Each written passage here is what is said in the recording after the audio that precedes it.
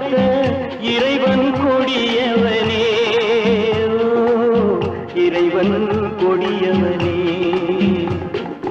எங்கே நிம்மதி, எங்கே நிம்மதி, அங்கே எனக்கு ஓரிட வேண்டும், அங்கே எனக்கு ஓரிட வேண்டும், அங்கே எனக்கு ஓரிட வேண்டும்.